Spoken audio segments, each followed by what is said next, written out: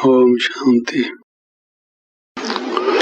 Our intentions, our moods, our states of mind, our outlook, our attitudes, all of these intertwined into one, combined into one. And we had already mentioned some of them. Now we take another one. One is Paropkar Vritti. Paropkar Vritti. Beneficent, benevolent attitude. That we have concern not only for our own well-being, but also for others. We are not selfish. A charge is levied against Indian religions, Buddhism, Jainism, Hinduism, that they are individualistic.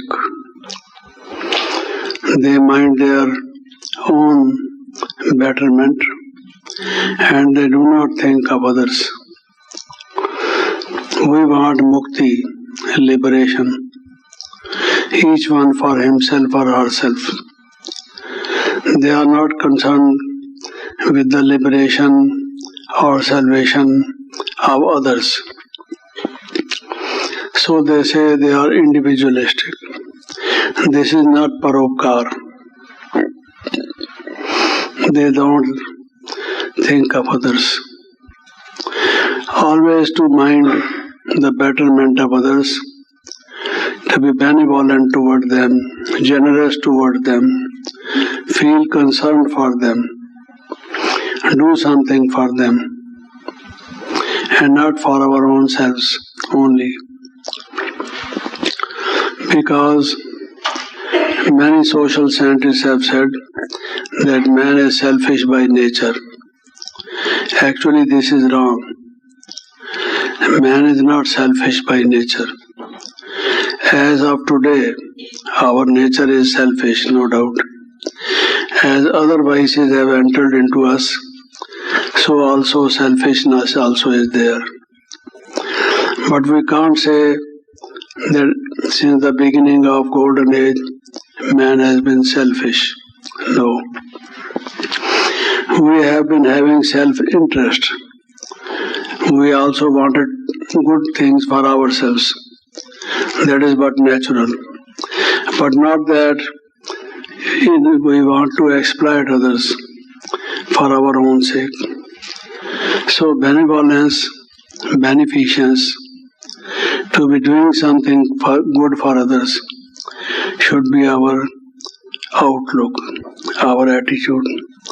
A yogi, a Raj Rishi, a Brahma Kumar, a Brahma Kumari, anyone who has love for God has love for the children of God also. Therefore, if a person has love for the children of God, what in practice will happen? They will think of the well-being of others also. So this should be our vritti. Paropkar vritti, Paramartha vritti. Paramartha vritti is a bit different from Paropkar vritti. Paramartha means not only lokik, not only mundane or worldly, but otherworldly, transcendental. That is different. But Paropkar vritti, upkar. Baba says you should do upkar even to apkari. Apkari par bhi upkar karo. You should be kind even to those people who are unkind to you, who have been unfair to you, who have been not nice to you.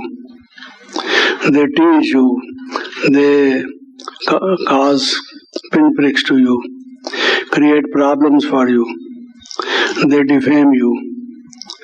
Even such people also should receive benefit from you.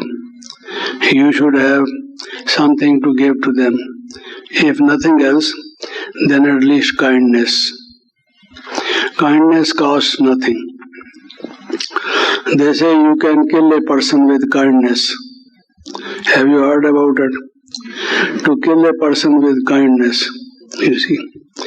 Be so kind, so kind, so kind to a person that the other person is killed. What does it mean? He is ashamed. He feels that you have been so nice, so gracious, so I surrender. This should happen. Even if you want somebody to agree to what you want, the best way is be kind to that person, gracious to that person. God is kind. Even when we talk to other people who are great, saintly people, we say, आपकी नजर इनायत चाहिए. We want your kind looks on us. नजर से निहाल कर दीजिए. You see, you have your gracious looks on us. That is what we say.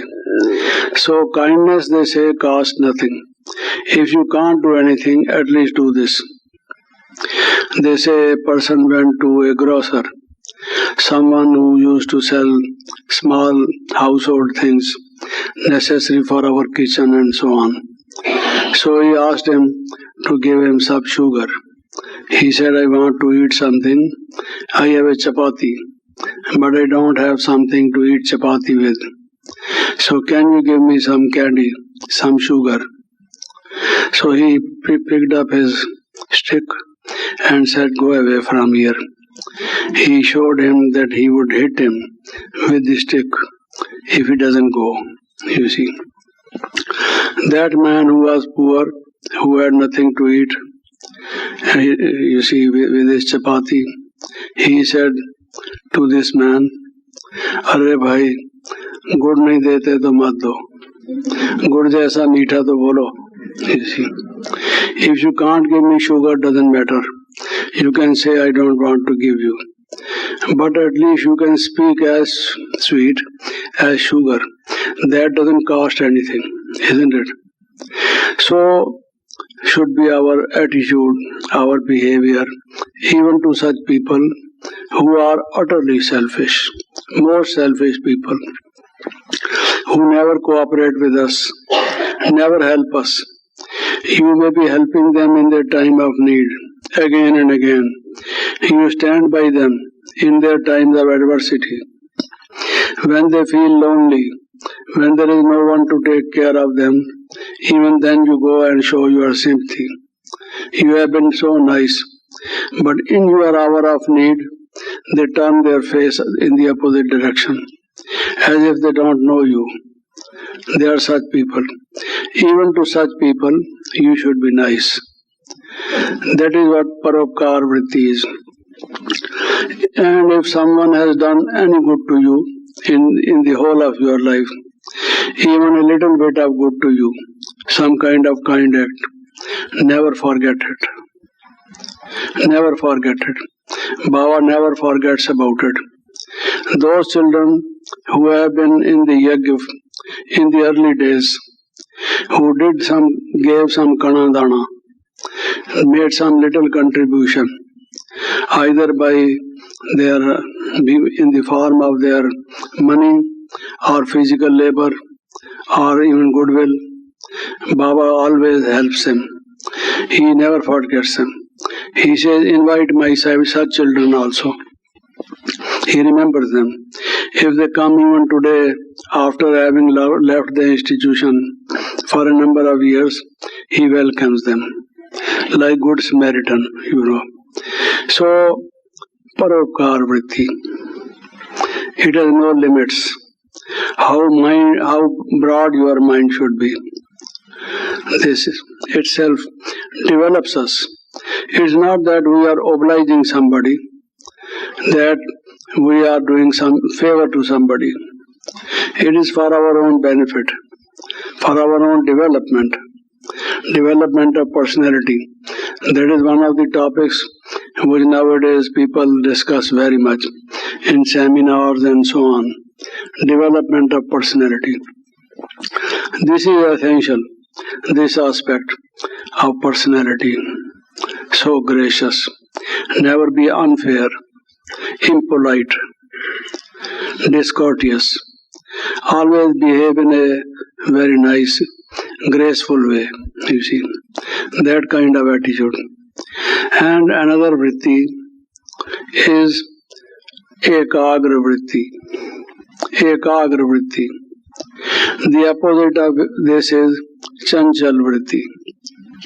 Some people are very sportive. Their mind gets scattered. They are uncontrollable. Their mind does not stop at one thing. It jumps from one thing to another thing.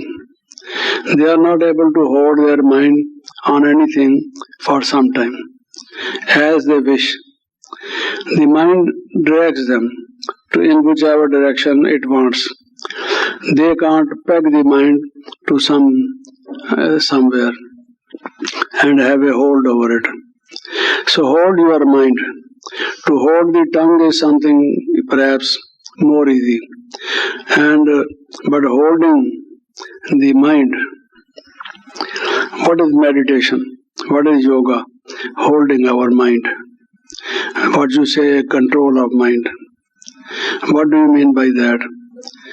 That you have a focus and you concentrate your mind there. Therefore, some people talk of concentration of mind.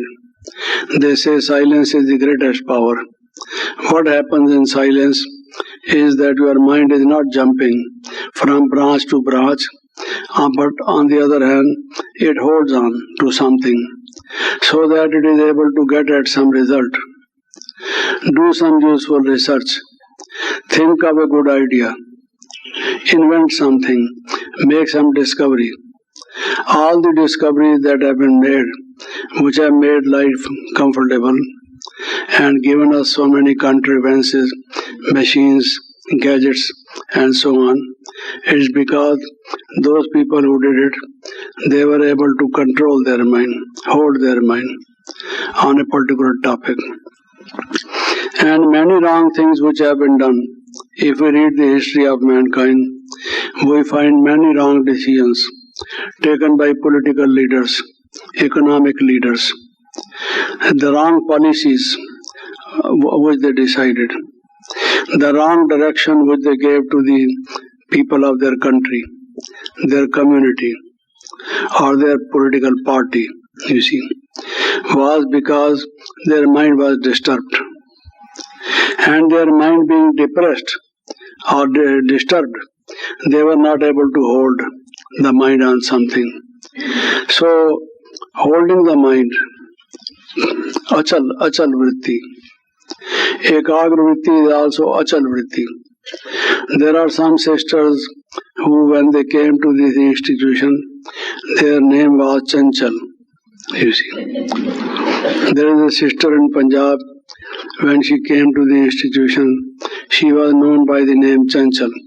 That is the name given to her by her parents, you see. Very naughty, not controllable. But Baba gave the name Achal to that person, Achal. So ever since Baba gave that name, really that person became Achal, you see. Maybe that earlier also the person was Achal, but the parents had given the wrong name, you know. Sometimes parents give the name Nansukh.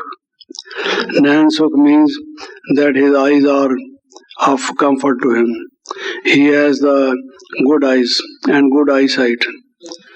But the man may be blind, you see. The person may be blind from the very time of birth. But the parents have given the name Nansukh, you see. The opposite of it. Now, Achal, which is opposite to Chanchal.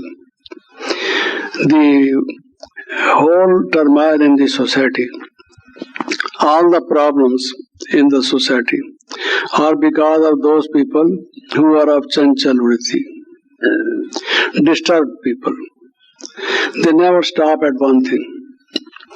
They always think of something naughty, you see, wrong things, bad things. And yoga, as I said, is making the mind achal. You see, sthiryam, sthirvritti, that your mind does not waver. You have a great determination. Whatever you think, you are able to do. Your willpower is strong. All these are interconnected with the chanchal or achal vritti. So, achal vritti is a great achievement. What does this Uri Geller do? He is able to concentrate his mind. Concentrate. And a time comes when it is fully concentrated. And he says, stop. And it stops. You see. The clocks, the watches, even though they are in your purse or at your home, the hands of the clock stop moving. How does it happen? Concentration is such a power. It can do miracles. So, like what do the laser rays do? The concentrated light, very powerful. The light can scatter away in the form of beams or rays. But if these rays are concentrated into one, most of them, then it forms a concentrated form. We very often give the example of a lens, and we say just put a piece of paper below the lens and concentrate the rays of the sun, and the piece of paper after some time begins to burn. You can see a flame, a smoke coming out. How does it happen? The light of the sun was already there, but you have been able to get it concentrated. There is a center, and there are circles and circles round about it. Concentric circles. But you concentrate. You, instead of having those circles around that center, you just have your whole energy on that particular center, that pinpoint. Baba therefore says, Bindu lagao. Bindu. 3 bindus. 3 stops, he says. The soul is a point of light, God is a point of light, and you just apply your mind and do concentration. So if you use drama also to stop your mind, then you are able to concentrate. No one has given these 3 formulas for concentration. There are people elsewhere teaching various kinds of meditation. What do? They say, imagine to your mind a lotus flower. Can you see the lotus flower?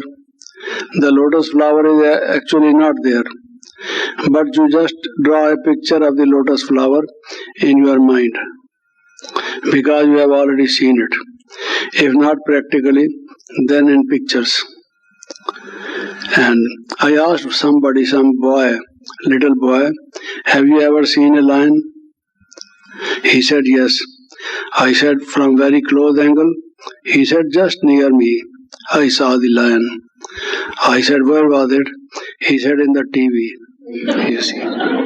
You see. So I said, that is possible, that you could have done. Otherwise, you are a person who is so much afraid even of rat, and you say that you saw the lion just nearby. You could not have survived. You see, if the lion was there, within your few steps distance. So they say, just imagine to yourself that lotus flower. Just think of nothing else but the leaves of that lotus, its color, its tenderness, its very mild fragrance, so on and so forth. This is how they teach concentration. Why should I concentrate my mind on lotus unnecessarily? What will I gain? Why not go to the market and have a lotus instead of just imagining? Tomorrow you will say, instead of taking chapati, you just imagine that you have a chapati. Okay? So that will not fill my belly. I would be hungry all the same. I want chapati really, to eat something rather than to just imagine a chapati. Yes. Can you see a chapati? Yes. It is round. Yes. It is 8 inches in diameter. Yes. You see, you tell me all these things, I concentrate. It's nothing, you see. Though it may help you to concentrate, yoga with the Supreme, and instead of having that kind of concentration, then you say, all right, think of a candle flame. There is a candle. Don't see the candle. There is a flame. You see only the flame, not the candle. And in the flame, in the center, do you see something, a piece of thread which is burning? Don't see it. See only the light. Okay, I do it. See that light, nothing else. Don't think of anything. So I feel very happy that today I was able to concentrate on a flame of candle's light for say 4 minutes, 5 minutes. What does it mean? I myself am a flame. Shiv Baba is a flame. Why not concentrate on it? That will give me something. Bliss, peace, love. It will give me a new experience.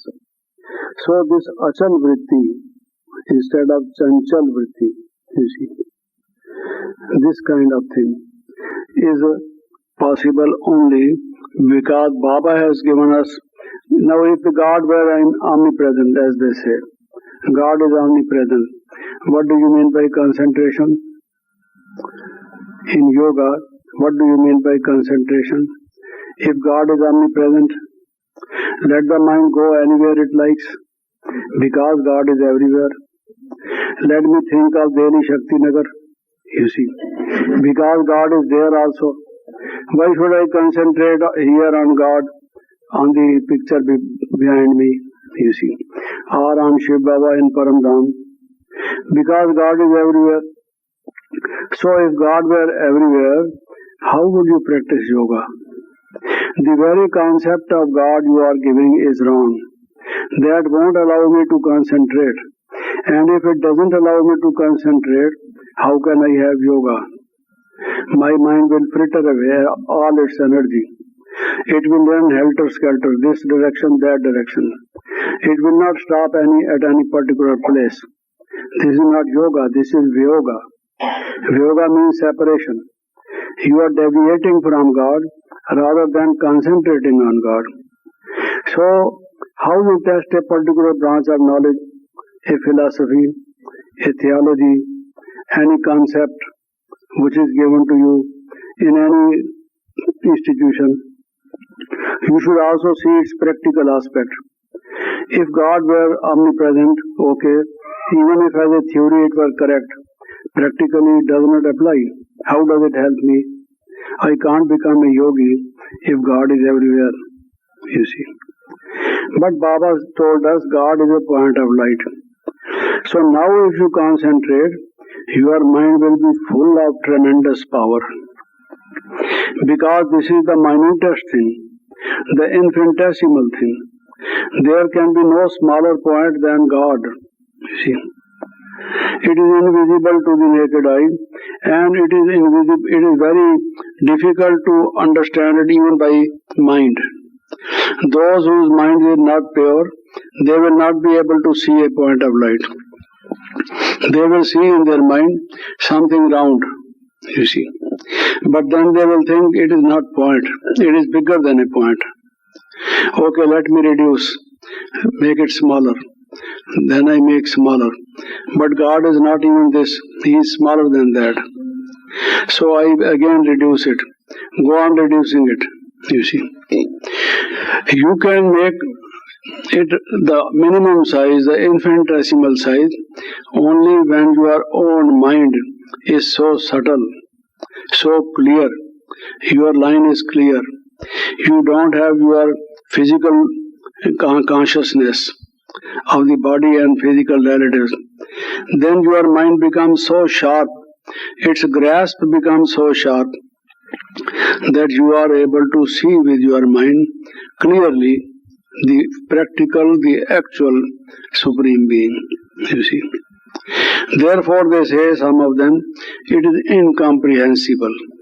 It is abstract, you see. How should we think of it? We can think of it because He is our Father. If we can think of ourselves, why not of God? That is our own real nature.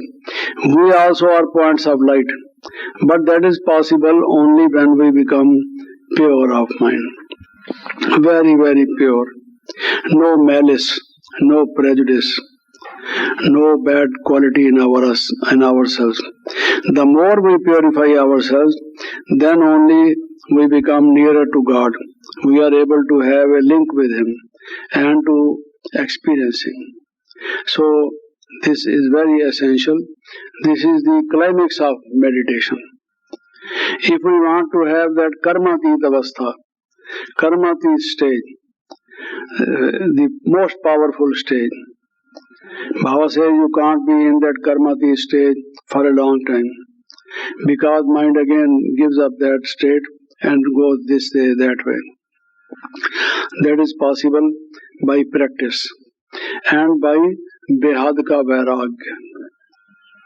Without these two, you can't have that ekagrata, ekagravritti.